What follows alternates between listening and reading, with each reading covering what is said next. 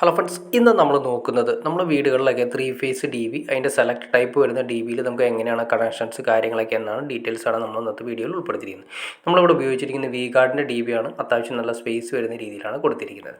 ഇതാണ് ഐസൊലേറ്റർ. ഏറ്റവും ആദ്യം KCBയിൽ നിന്ന് മീറ്ററിൽ നിന്ന് നേരെ വരുന്നത് ഐസൊലേറ്ററിലേക്കാണ് വരുന്നത്. അതിവിടെ നമ്മൾ കൊടുത്തിരിക്കുന്നത് 61 ആംസിൻ്റെ ഐസൊലേറ്ററിലേക്ക് കൊടുത്തു.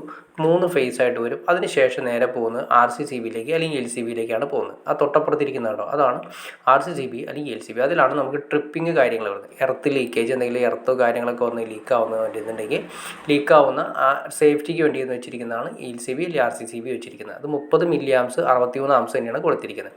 അപ്പോൾ അതിൻ്റെ കണക്ഷൻസ് ഇതാണ് വരുന്നത്. നമുക്ക് 3 ഫേസ് കണക്ഷൻ ആയതുകൊണ്ട് 3 ഫേസ് ആണ് നമുക്ക് വരുന്നത്. അപ്പോൾ 3 ഫേസ് നമുക്ക് ഈ പറഞ്ഞ പോലെ തന്നെ ആദ്യമേ തന്നെ ഐസൊലേറ്ററിലേക്കാണ് വരുന്നത്. ഐസൊലേറ്ററിൽ നിന്ന് നേരെ LCBയിലേക്ക് വരുന്നു. LCBയുടെ കണ്ട ആ പോയിന്റുകൾ മുകളിലുള്ള പോയിന്റുകളിൽ നിന്നും RYB എന്ന് പറയുന്ന ന്യൂട്രൽ വരുന്നു. ഈ ന്യൂട്രൽ ലിങ്കിലേക്ക് ന്യൂട്രൽ കണക്ട് ചെയ്യുന്നു. അതിനുശേഷം ആ പറയുന്ന 3 പോയിന്റുകൾ കാണാൻ പറ്റും. ആ പോയിന്റുകളിൽ നേരെയാണ് സെലക്ടറിലേക്ക് വരുന്നത്. അപ്പോൾ നമ്മളിവിടെ നോക്കി അറിയാൻ പറ്റും 30 മില്ലി ആംസ് 61 ആംസ് ആണ് മെയിനായിട്ട് വരുന്നത്. ഇതാണ് അതിൻ്റെ മെയിൻ ബട്ടൺ വരുന്നത്. ട്രിപ്പ് ആവുന്നതിന് വേണ്ടിയിട്ട് നമുക്ക് ട്രിപ്പ് ആവുന്നത് താഴേക്കാണ്. ഇനി അതല്ലെങ്കിൽ തന്നെ ഒരു മാസത്തിൽ ഒരു തവണയെങ്കിലും ജസ്റ്റ് ടെസ്റ്റ് ചെയ്യണമെന്ന് കമ്പനി പറയുന്നുണ്ട്. അല്ലെങ്കിൽ ജാമായി നിൽക്കാനുള്ള ചാൻസ് കാര്യങ്ങൾ കൂടുതലാണ്. അപ്പോൾ അതുകൊണ്ട് ഈ പറഞ്ഞ പോലെ ഒരു മാസത്തിൽ ഒരു പ്രാവശ്യമെങ്കിലും ടെസ്റ്റ് ചെയ്യണം. ഇതതിൻ്റെ ഓൺ ഓഫ് വരുന്നത്. ഐസൊലേറ്ററിലേക്ക് കണക്ഷൻസ് ഏറ്റവും താഴെയാണ് വരുന്നത്. 3 ഫേസ് ന്യൂട്രൽ വന്നു. അതിലേക്ക് കണക്ഷൻ വന്നു. ഓണാക്കി കഴിയുമ്പോൾ അതിലൂടെ നേരെ LCBയിലേക്ക് വന്നു. RCB അതിൽ നിന്നും നേരെ ഈ 3 ഫേസ് കണ്ടോ, ഈ 3 ഫേസാണ് സെലക്ടറിലേക്ക് വരുന്ന ഇൻപുട്ട് വരുന്നത്. ആ ഫേസ് 3 ഫേസ് സെലക്ട് ചെയ്യാനായിട്ട്. പിന്നെ അതിൻ്റെ ഒരു ഇൻഡിക്കേറ്ററിന് വേണ്ടിയിട്ട് ന്യൂട്രൽ വരുന്നുണ്ട്. ആ ന്യൂട്രൽ നമ്മൾ ന്യൂട്രൽ ബാറിലേക്ക് കണക്ട് ചെയ്യുന്നു. അപ്പോൾ ആദ്യമേ തന്നെ ചെയ്യുന്ന ഇത്രയേ ഉള്ളൂ. അതിൻ്റെ ഔട്ട് വരുന്നത് സെലക്ടറിൻ്റെ ഔട്ടുകളാണ് ഈ കാണുന്നത്. 3 ഫേസ്, ഓരോ ഫേസിനും ഓരോ സെലക്ടറിനും ഓരോ ഔട്ടാണ്.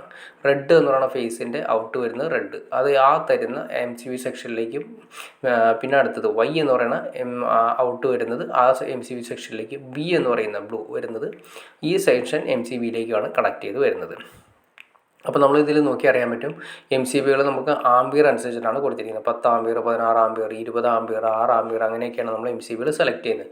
അപ്പോൾ നമ്മൾ ഉപയോഗിക്കുന്ന വാട്ട്സിനനുസരിച്ചിട്ടാണ് നമ്മൾ ഓരോ സെക്ഷൻ പവർ സെക്ഷനൊക്കെ ആണെങ്കിൽ നമ്മൾ 16 ആംസ് അല്ലെങ്കിൽ AC ആണെങ്കിൽ ഒരു 16 ആംബിയറിൻ്റെയൊക്കെ വരാവുന്ന രീതിയിലുള്ള MCBകളാണ് നമ്മൾ കണക്ട് ചെയ്യുന്നത്. അപ്പോൾ ഇത് നമ്മൾ ഉപയോഗിച്ചിരിക്കുന്നത് ഇപ്പോൾ ഇതിൽ 6 MCBയാണ് കൊടുത്തിരിക്കുന്നത്. ശരിക്കും ഇത് 8 MCBകൾ ഓരോ സെക്ഷനിൽ കൊടുക്കാൻ പറ്റുന്ന രീതിയിൽ തന്നെയുള്ള DBയാണ് 8 DBയാണ് സെലക്ട് ചെയ്തിരിക്കുന്നത്.